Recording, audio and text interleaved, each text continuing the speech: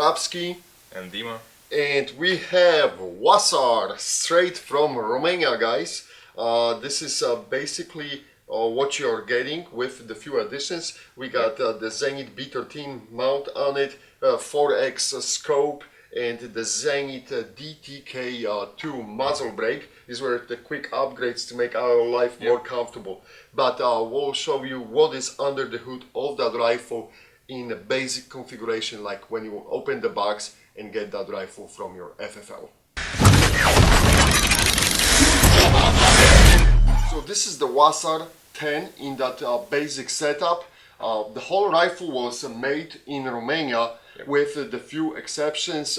You have a pistol grip marked with the C for US compliance parts, the trigger group, and the muzzle brake. These are additions which that's required by law. This is how this rifle could be sold on US market. But the whole receiver, barrel, and basically assembly is done in Romania together with the wood furniture. So pop the hood, Dima. Let's see what we got under the hood. Standard cover, really nothing special here. Very well oiled recoil spring, and we have a bolt carrier group with the bolt. And all the nice thing is, we checked already, all the part numbers are matching, so it's always a plus when you have the same parts on the rifle. It's cool. This is the bolt and the bolt carrier, and you can see the machining marks. So I know some people are diving to it and analyzing the machine marks, so these are pictures for you especially. Alright, let's proceed with removing the gas tube. How's it looking so far, Dima? I mean, very similar to the Russian-made AKs? Almost. We don't have this type of wood, but... Yeah, I mean, the wood, Mostly. it is what it is, guys. Yeah. It's not, some high-end wood, but it's looking nice. I mean, it's nice. It's lacquered. I don't know, I don't see the reasons to complain about it. Let me remove the wood from that gas tube, and it slides nicely off. You got that retention bracket on it and the regular gas tube from AK rifle pliers or screwdriver. So removing the lever and the lower handguard.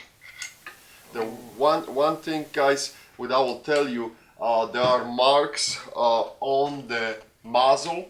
The muzzle brake was probably thick welded when these rifles came to the country, and in their sporting configuration. So you can see some work around that muzzle at the end, but that's it's not affecting the performance of the rifle.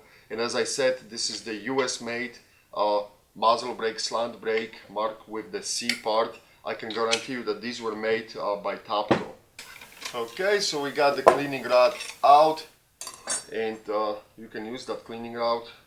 It's fully working cleaning rod. There is no cleaning kit opening in the buttstock. There is no hole, so don't get scared. But this is how it is done. This is how it is made, and the chamber is looking very nice. I see that this is that cold hammer forged barrel, which a lot of people like on AK rifles, which is you really have to go to the old way of doing the barrels, and it is working really well. The last thing what we're going to do is if you could remove the trigger group.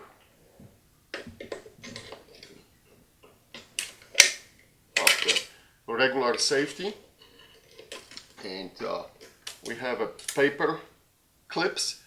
I always advise, guys, for less than $5 you can buy the better retention plate for the pins from the trigger group. So ditch the paper clip, get something better for little money. It's a great upgrade to have, and we'll attempt to push out the trigger pins.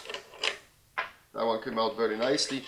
Trigger, as I said, it's mark C for compliance, but looks, like nothing special, regular trigger group.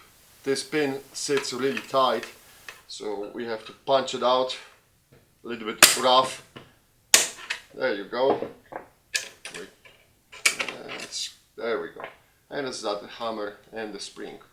So one thing which I'm not really big fan of it, there is a nut for the pistol grip. That's a Tepco nut which is glued in the plastic, and I had, you know, maybe a Hawk grip. I managed to screw up on a few rifles that nut, and basically what's happening, that metal part twists over the plastic and destroys the plastic. I really do not understand why the Tepco designed that nut that way. You know, I'll probably upgrade that nut to something regular from the regular AKMs. Other than this, on the receiver, as you can see, there are no dimples. Yep. But surprisingly, the receiver holds magazines very well. We have tested this on multiple surplus magazines, and there's not that much of the wobble. There is some wobble, but you know, it is an AK rifle. Wobbling is not going to kill you. However, they spot welded some magazine retention brackets, and this is what helps to keep the magazine in place. I don't know how to name it correctly, but I think they are just retention plates for the magazine.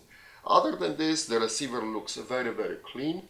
Dima, again, from your perspective, anything to add to it? It got a regular side rail, yep. And it looks like AK. So next stop for it will be either the shooting test or the survival FAR. Okay guys, that's it. Thank you for watching. Please let us know if you have any questions.